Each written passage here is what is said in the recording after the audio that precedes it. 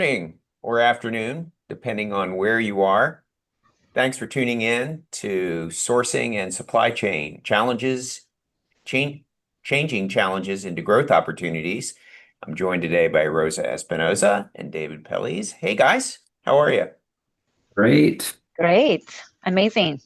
Awesome. All right, now where are you today, David? I am coming from Southwest Michigan, All right, down near beautiful Battle state of Creek. Michigan. Yeah, home of Kellogg. And Rosa, where are you today? Well, it's not typical, but sunny Seattle. It's beautiful. It's gonna get up to 80-ish today, so very excited for the warm weather today. Summertime in Seattle. Well, I'm Mark Crowell, founder of CNX, and I'll be your moderator today. I'm thrilled to be joined by these two incredible experts. Rosa Espinoza is a research chef at CNX, and David Pelliz is a business partner at JPG Resources. They're here to help us make sense of today's sourcing challenges, of which there are plenty, both from a product development and a supply chain standpoint. Now, before we get started, I would like to ask all of you in the audience to answer a survey question about your job function. That's going to help me kind of direct today's conversation. Take a look at your screen. That survey should be coming up in just a moment. And this is our only survey question. And pick the job function that most closely matches your responsibilities in your current company.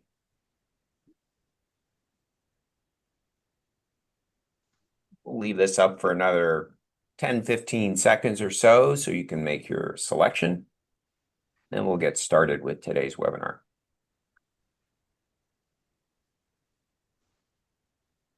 Oh, before we get going, why don't we take a look at the results and see what job functions we have on today's webinar audience. Okay, well, sales is the top at 44%, followed by executive and other. We'll have to dig into that other.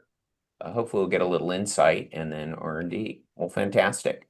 Well, certainly this is of interest, this topic, to many different functions. And, we're going to talk candidly about what does it really take to develop clean label products specifically in 2025, where the sourcing constraints, pricing volatility, ingredient availability are just really subject to a lot of change day to day. And this conversation is going to be grounded in the real world insights of our panelists and of you as you ask questions of the panelists. So we know this old model of sourcing and just calling up and ordering things doesn't work anymore. Today's success in today's sourcing really requires flexibility, early planning, and deep relationships with suppliers. So let's dive right in. David, let's start with you. You spent almost 20 years with Kellogg in various executive positions, and you've been with JPG Resources for 6 years, heading up operations and supply chain, among other things. And we've heard the supply chain environment has shifted dramatically. What, from your standpoint, have you seen change over the last 6 years? Well, I think the most amazing thing, in this post-COVID supply chain is the willingness to hold, more inventory, whether it be ingredients or finished goods.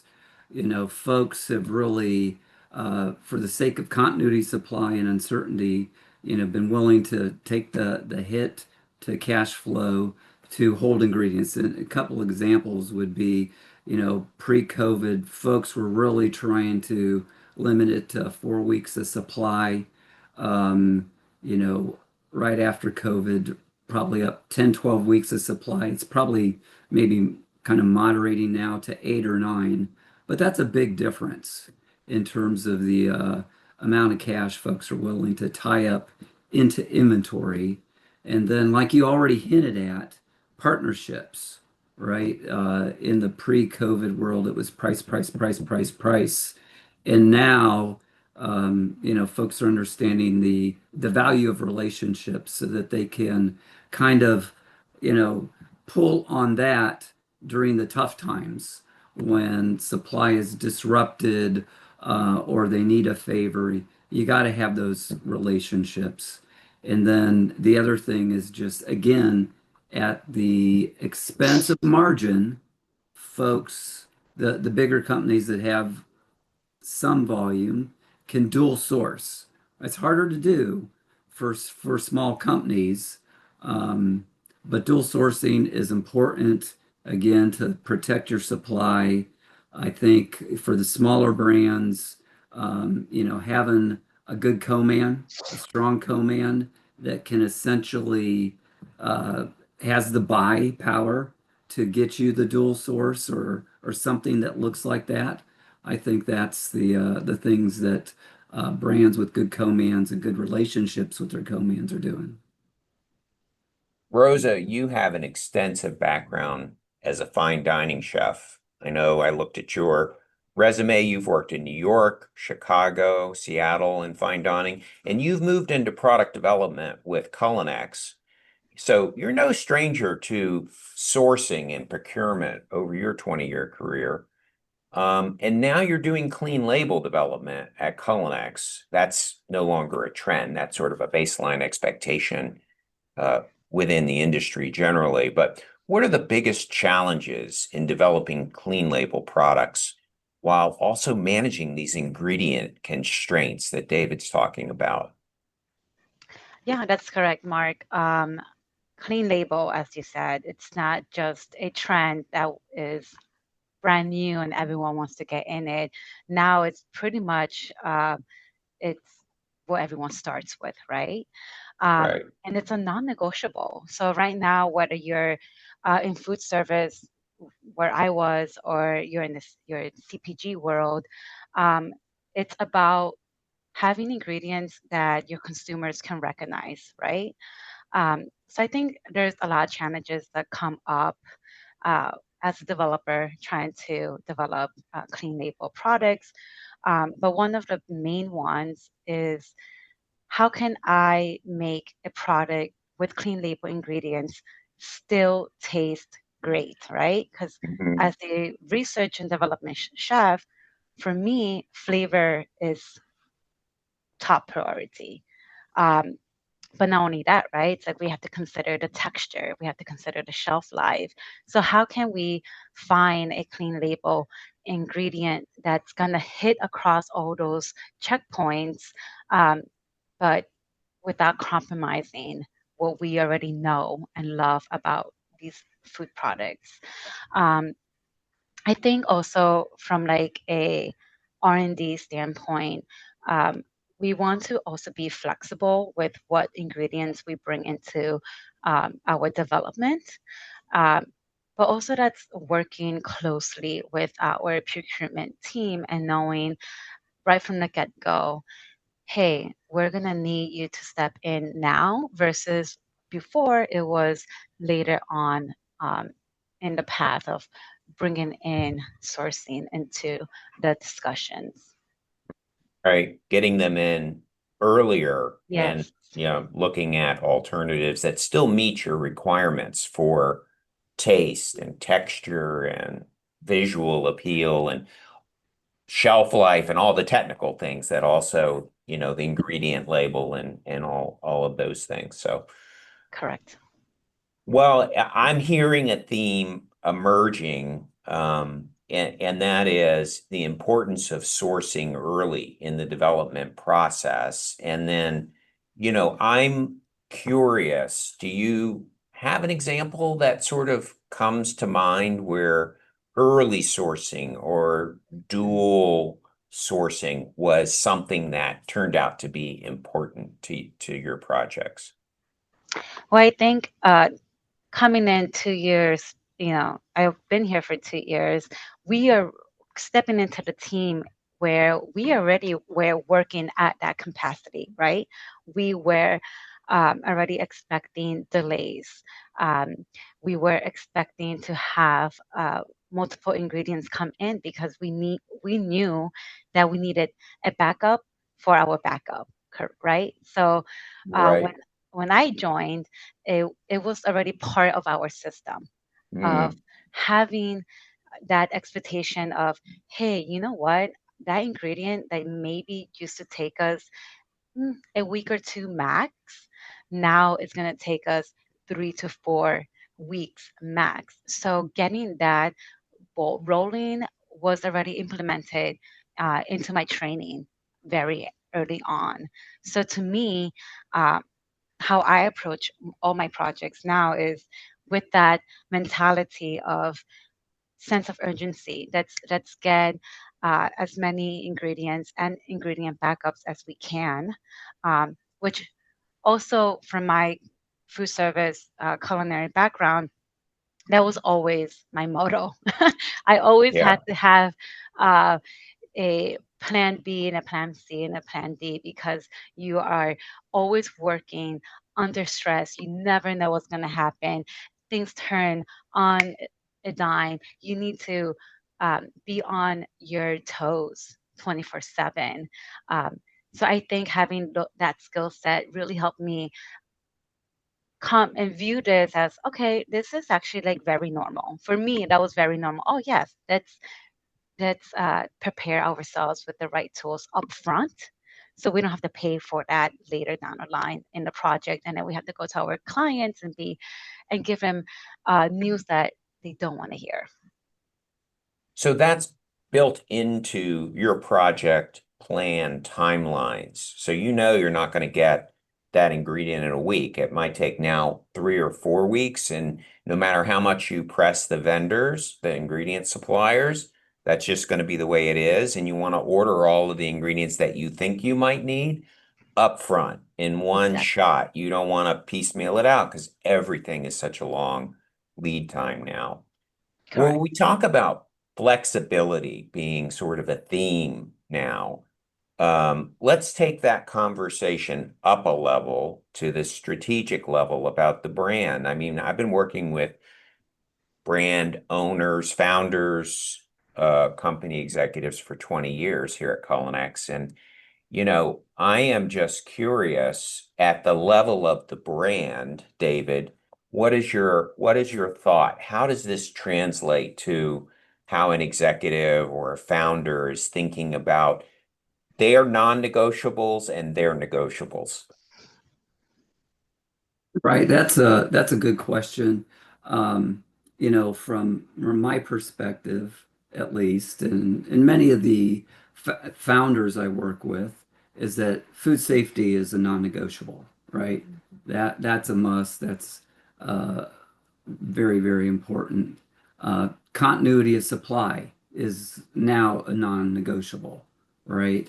Where it becomes negotiable are around, certifications and claims, you know, uh, in some cases, I find that, the brands will pile on these claims, not really knowing if they add value to the brand or if they add value for the consumer.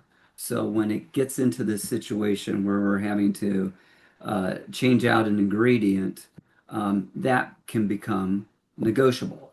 Um, I think what can become negotiable for a brand in a more proactive stance is if they're trying to get into other channels, other consumers, is pack size, product size. Yeah, I've seen some rigid about that, but if you're a little more flexible, then I think you're going to pick up other channel business. I think for brands that have some scale, being willing to collaborate with other emerging brands that are hot is, I think a strategy to pick up. It's a low cost way to do innovation, right? These collabs like, Pringles and Miller Lite, for example, or Cheez-It and Wendy's. I think that has a lot of splash uh, to offer, and it's not very costly to get into. To piggyback on what Rosa said in terms of the development process, I think where I would add there is that that's the opportunity for the supply chain, if they're paying attention, to already have their list of alternative, suppliers and vendors to go to in that case where they have a cost increase, there's some kind of other disruption. It will give you a bit of a jump start in solving that problem if you keep that information coming out of the launch of the product. What about with the co-man relationship and their existing inventory versus product specifications that, and this is really a question for both you and Rosa, because there's a lot of crossover here. How do you parse that uh, calculation or formula, if you will? Do I use what the co-man already has, or do I specify something and they've got to bring in a new ingredient? How do you deal with that question? From the supply chain perspective, I definitely want to take a look at it, right? If you are in the process of switching a co-man or you're in the process of developing a new product and you haven't gotten to scale up testing yet, that's the time to try it out because you're almost certainly doing scale up testing in either one of those scenarios to try their ingredient versus the one you've started with at this point, I think it makes sense to do. I'm assuming it's going to be a cost savings by doing so because you're partnering on that volume. So it makes a lot of sense to do. Again, as long as it doesn't, violate some brand tenant or something like Mhm. that, that's the time to do it.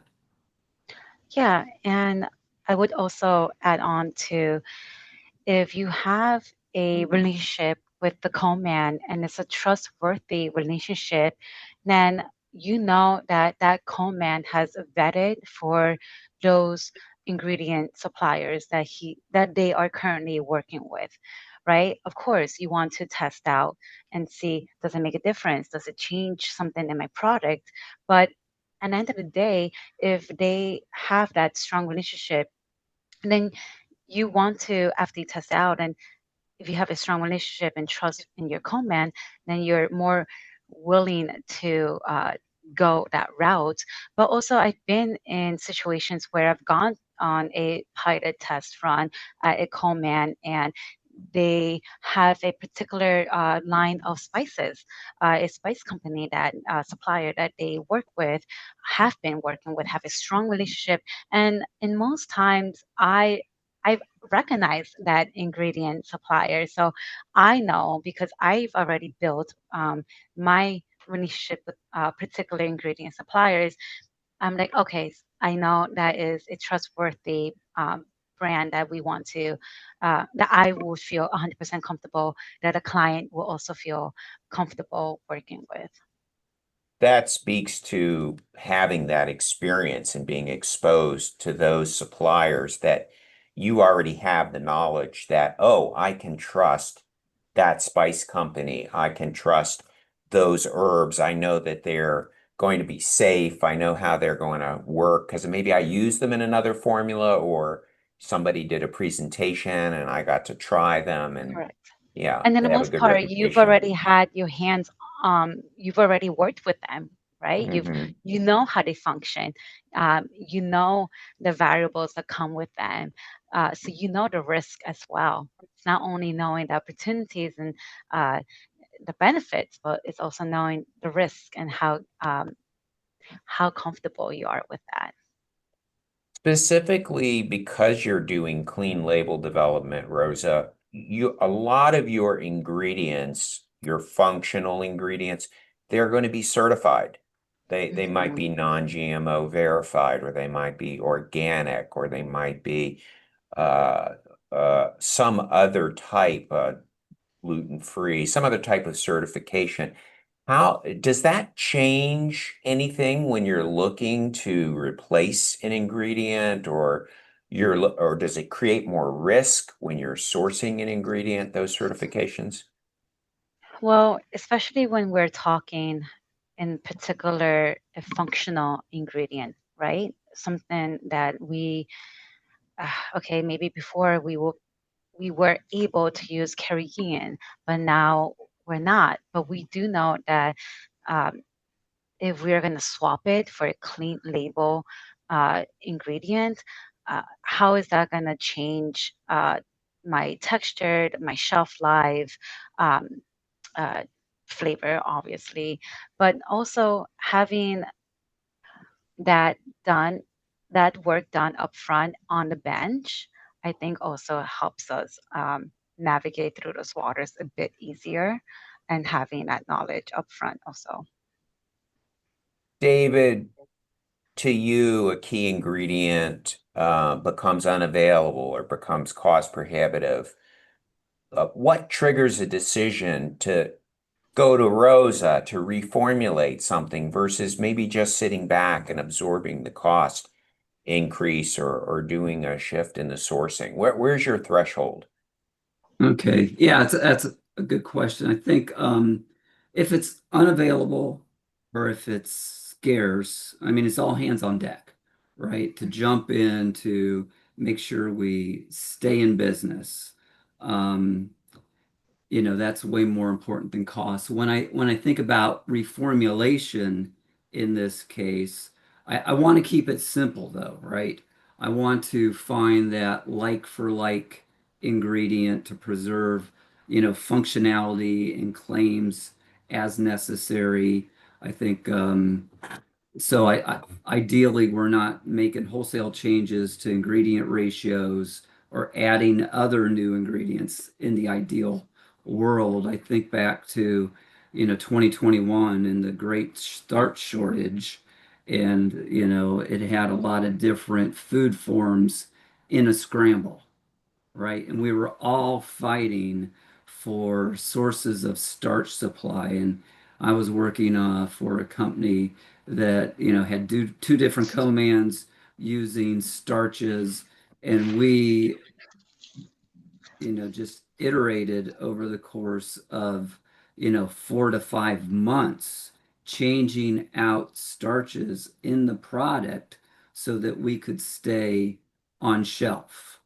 And we did that within the ingredient statement and the nutrition facts, with a product that was as close to what I would call image as possible.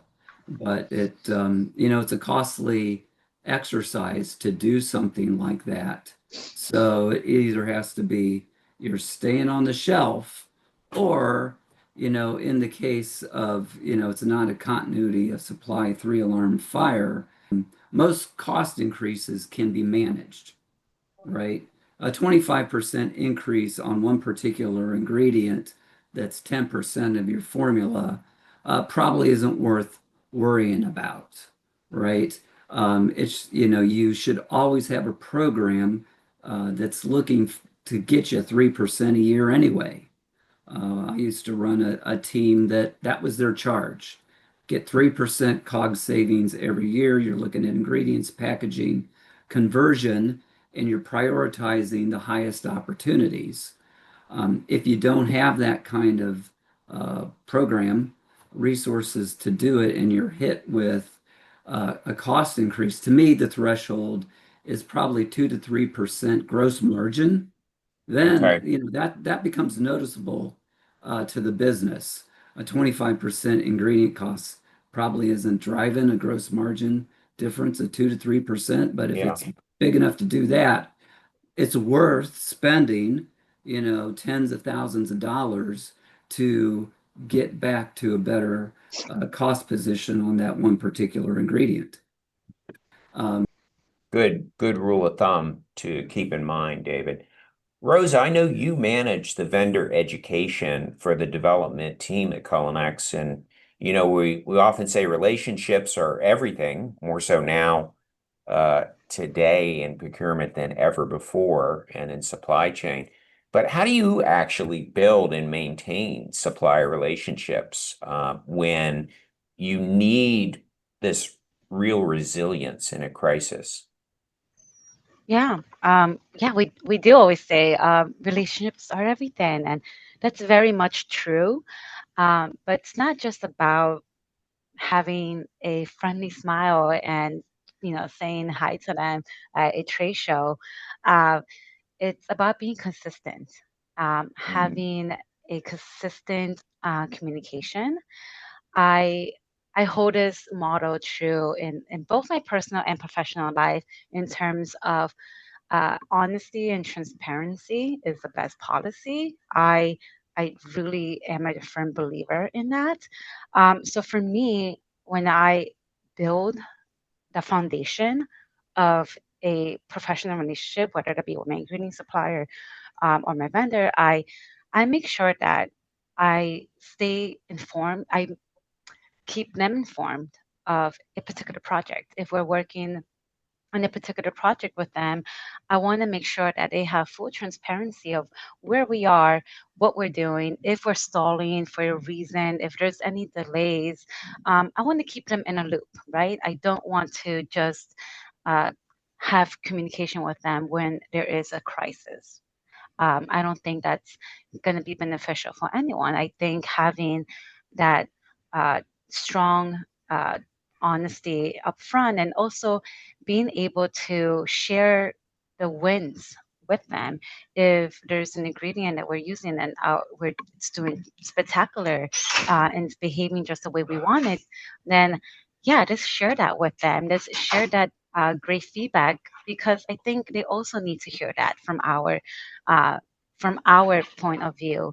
Uh, they they see the progress. They know what's affecting the ingredient, what's not affecting the ingredient, how it's performing. If it's not performing well, can we fix it?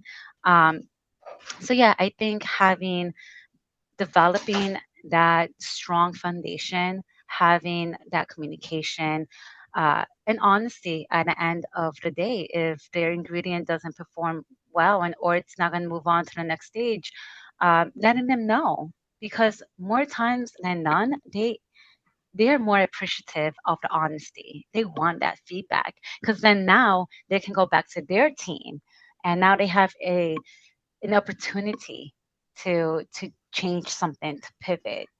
So yeah, I think having a good communication with them, um, not just during a crisis, is important.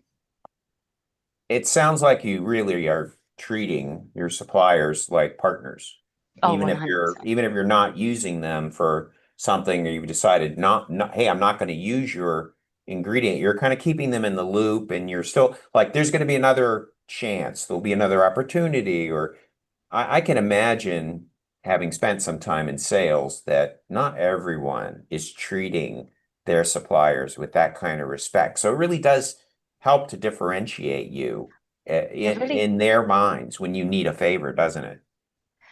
correct. And we actually have a business partner here at Colonex, Brett, who very early on in my career here gave me that piece of advice. Mm, He was very honest and said, "Hey, you contact like what 20, maybe 30 ingredient suppliers on any given basis.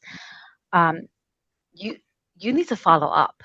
That's the key because it gets lost in the ether. It's very easy for us to uh, log like communicate like log in and ask 20 different people for 20 different ingredients and we can get lost in following up but making sure of like hey sending them a note we appreciate thank you for your response we will not be using this we'll move on that simple that simple feedback changes your how they look at you and how they will treat you in the future. So you want to build that trust. good advice. David, how do we differentiate? And we're talking about these sorts of changes and disruption to the marketplace and things that we haven't seen in a long time happening on a regular basis. But how do you differentiate between a short-term disruption and something that really is more of a structural shift? Uh, well, short-term disruptions, I think, are the easier things to identify, right? They are the cycles where, you can't get vanilla, you can't get cocoa, and that comes up. And bigger companies have figured that out through hedging and long-term contracts. A little harder for the smaller companies that get into these kind of firefights. Um, but it's the structural ones that are a little harder to identify. I think, like we talked about earlier, folks holding more inventory, that is a structural change that has happened to the benefit of business continuity. They've changed, their logistics networks for the same reasons. Okay. Uh, but those aren't always the structure changes aren't easy to identify. And I think I'd like your point of view on this. For example, you know, seed oils, canola oil, right? Are we seeing that as a mega trend that is going to influence, purchasing and holding of oils and thus reformulation? Or is this a short-term faddish thing? I don't think we know yet. But to me, that's one to keep an eye on because for those with the wherewithal, buying ahead and planning for crop changes is the thing to do. But I don't know personally if I'd call that a mega trend yet. Um, but I think, to stay ahead of it, getting back to a point I had before, is if you have, uh, call it a COGS reduction program in place already, you can take these things a little more in stride, and then making an ingredient change is not such a traumatic event because you've got that process to evaluate it. And if there's the potential for impacting sensory attributes of the food, the business understands how to manage through that. So again, I'll kind of harp back to having that process in place within your company or partnering with a better co-man that will share with you in the savings that an ingredient change might offer. That's the way for a smaller brand to be able to take advantage of that kind of process um, and not, put a lot of upfront cost into it. David, you bring up a fascinating example about seed oils. Who ever thought supply chain disruption would come from war and social media and changes in government policy all at the same time on the same product? Mhm. Yeah, Pretty amazing. Well, yeah. let's talk about one of the biggest disruptions, certainly of the year and the decade, and that is tariffs. Liberation Day came and went on April 2nd, but certainly the conversation around tariffs hasn't slowed down a bit, has it?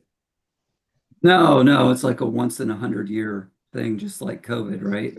Um, and I would say the key thing is to not overreact, right? Because again, reformulation costs money, so you got to make sure that you want to do it and that it makes sense to do.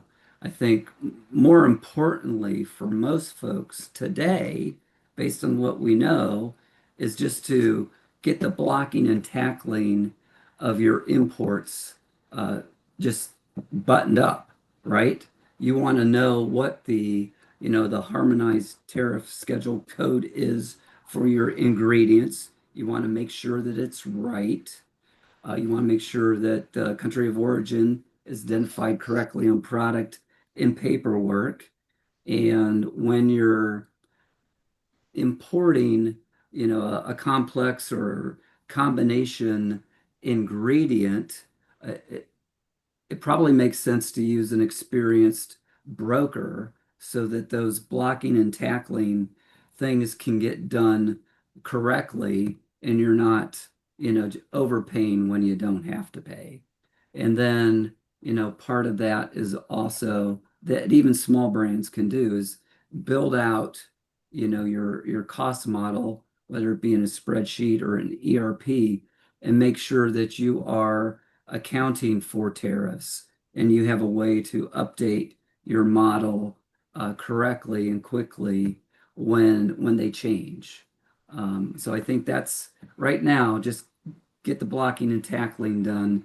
And then I think if you know, things stick, really happen, then it becomes part of that overall COGS improvement program.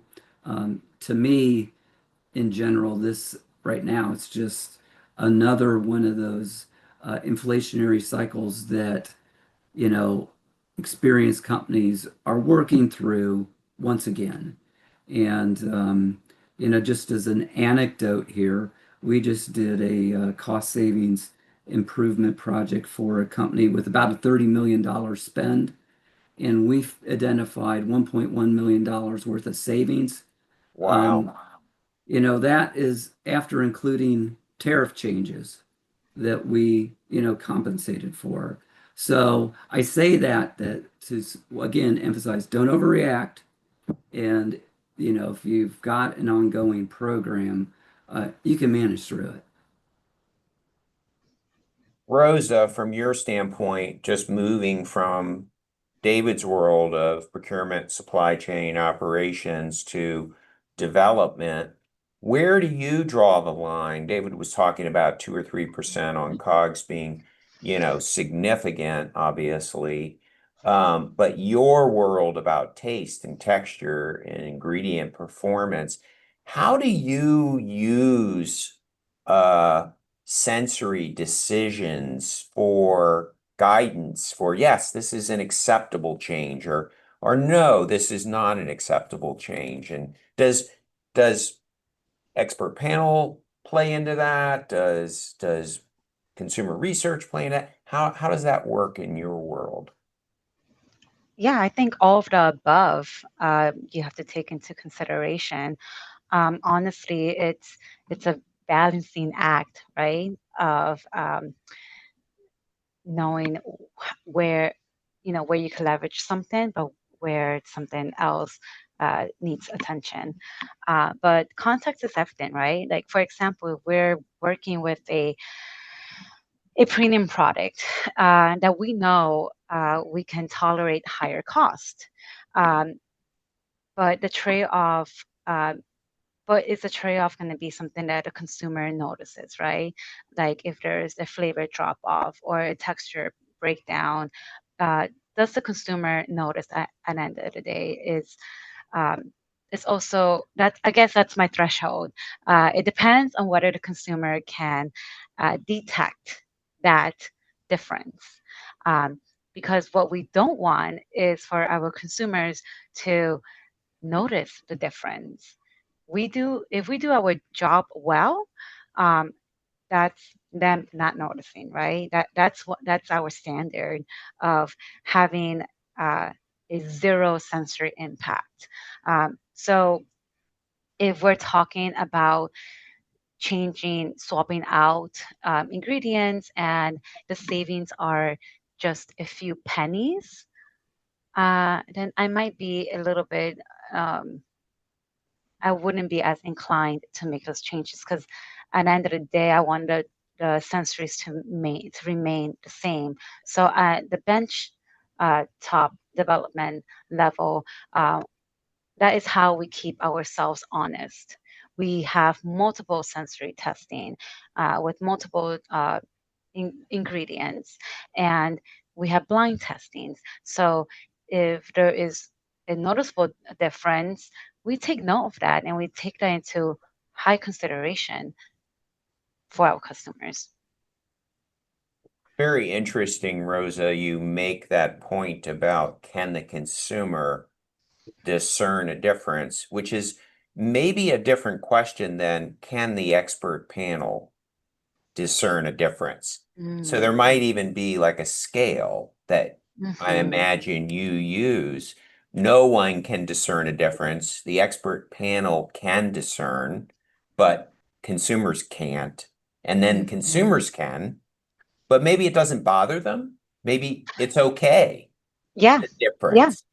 And you'd And be then surprised. maybe, Yeah. yeah, and then maybe there's a trade-off. That's kind of the middle ground. Or then and then lower on the scale might be, well, consumers can discern a difference and they don't like it. So now you've got to really sort of look at things closely, don't you?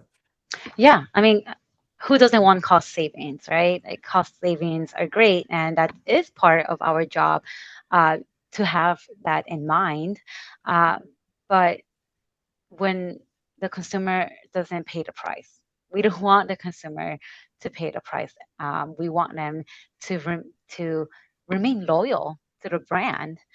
So we don't want any brand compromises. Uh, we want the brand to have its loyal customers come back time and time again. I can um, I mean, this is from my food service days, but I remember working in a steakhouse in New York City, and we had this lawyer. He would come and stay in the bar. I want to say like every Thursday. He'll come once a week, and he'll have the same thing. He'll have like a steak frites and a glass of wine, and that was his staple. He knew everyone. We loved him. He always came since the beginning of the restaurant opening. But we had to make some budget conscious decisions. So we had to switch over to a cost savings piece of steak. And then we noticed that he was not coming as often. Now it wasn't uh, every uh, every week. Now it was maybe every 2 weeks. And the bartender like basically just asked him straight, like, "Hey, how come you're not? You used to come every week." And he was like, "Well, I noticed the steak. It's just not as good as it used to be." Um, so that's a consumer loyalty right there. They're committed because they know what they're getting. Time and time again, it's consistent. It's having that consistency, having that comfort of knowing that you are going to have what you had last week, what you expect to have in the future. It's all the same. But when you change that and you disrupt that in front of a consumer, you're going to see some backlash. And that applies to CPG products as well as 100%. food service products. You sort of stand as a guardian, whether you're a chef or whether you're a research and development professional as you are now, you're sort of a guardian of that brand and of that quality, aren't you? Yes, I stand very true to from being a classically trained chef, from school training through my career working in multiple uh, establishments. For us, consistency is also key because we understand from a consumer's standpoint that that is what brings them to your establishment. That is the reason why they come in, um, why they want to spend their money on your establishment versus someone down the road. But that's the same for CPGs. CPG brands that have been around for years, like Oreos, they've been around what 100 years. Um, but they stick to what they know and they know yes they can be creative. I mean, right now they're doing a great marketing for their celebrity collaborations. The latest one I think it was with Selena Gomez, and um, having that twist on a familiar product, I think it's a gateway for consumers to keep on coming back. We've talked about R&D, we've talked about supply chain and the procurement aspect. Obviously, you need a well-tuned cross-functional process, a team that really is agile in these times and these situations. You got to coordinate between R&D, procurement, supply chain, sales, even marketing, if claims or packaging is changing. And David, from your experience, you've worked with so many different organizations. Uh, what are the traits that signify to you really good cross-functional collaboration in a company? Well, I think the top companies truly delegate decision-making authority, right, to their innovation leaders. Because what I've seen over years and years is that food scientists are really quite quick at developing good food, and it has taken longer to get a decision to move forward than it took to develop the three prototypes, all of which are good choices. So top organizations delegate to authority to the right level.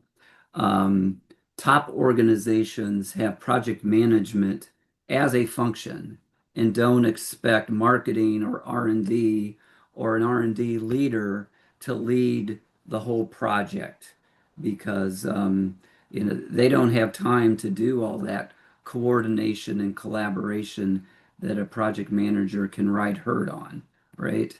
And having said all that, I think um, a lot of organizations give lip service to agile and nimbleness.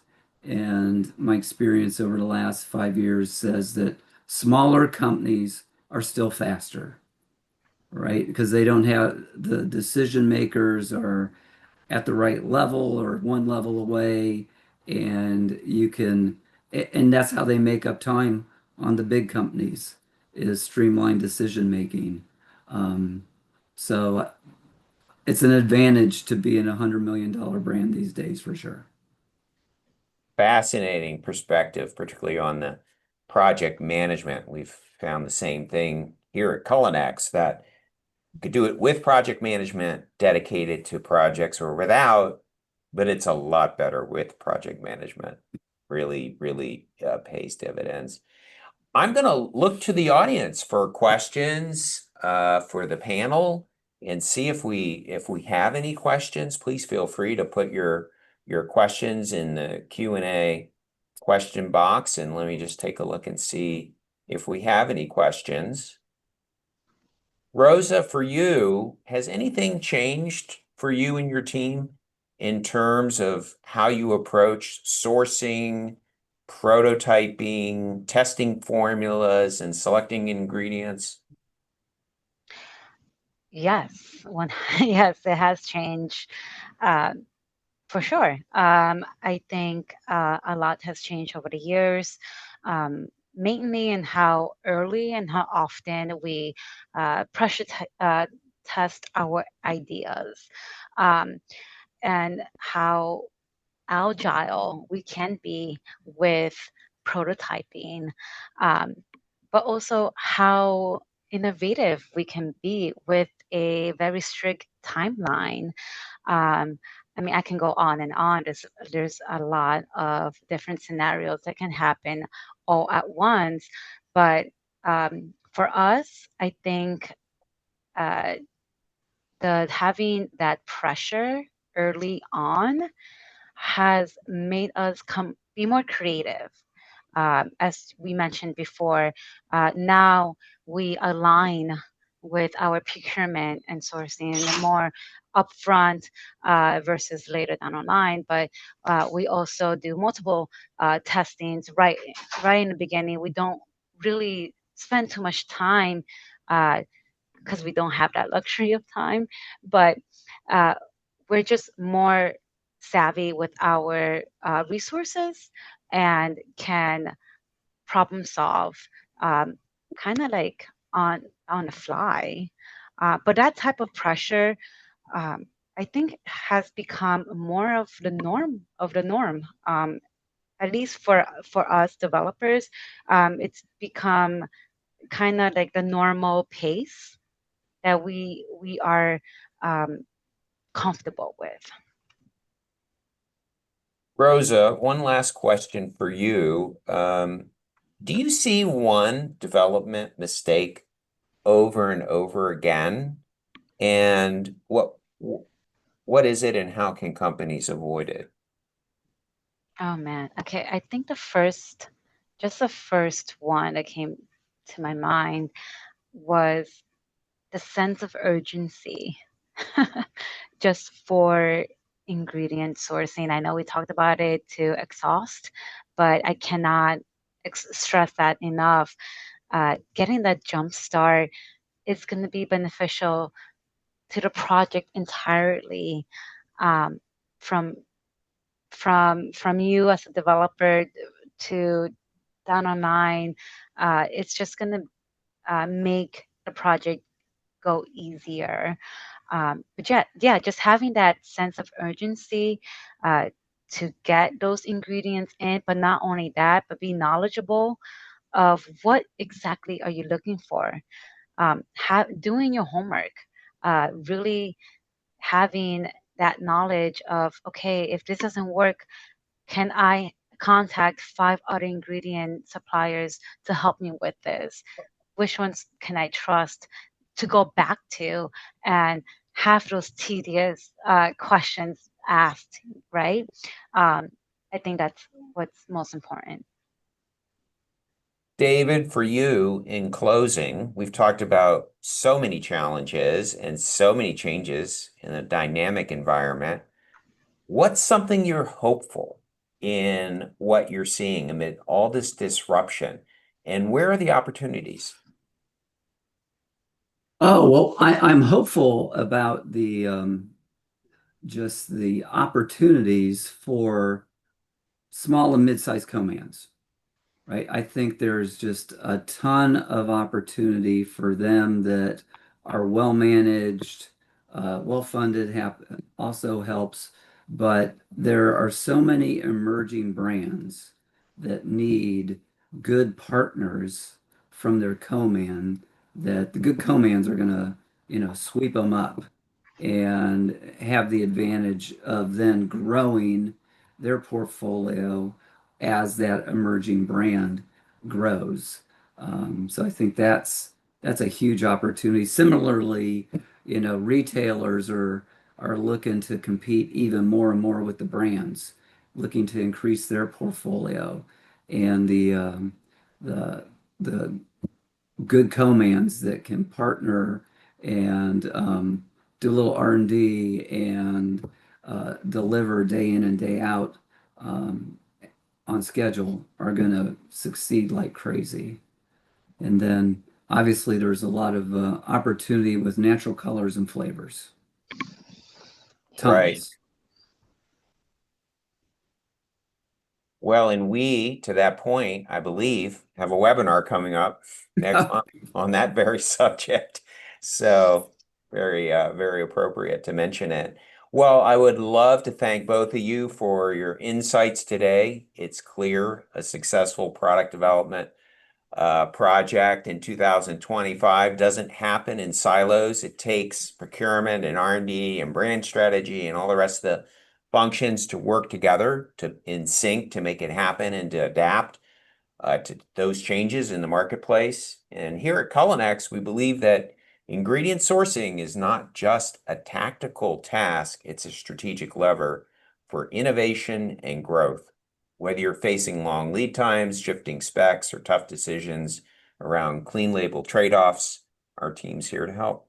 So thanks again to our panelists and to all of you for joining us today. If you have any follow-up questions or want to talk about a specific project, please don't hesitate to reach out. I will go ahead and put our contact information up on the screen, and please feel free to reach out to us. We're happy to have a conversation with you. Again, thank you to all of our panelists. Have a great day. Thank Thank you. you, Mark. See ya. Thank you. Ciao.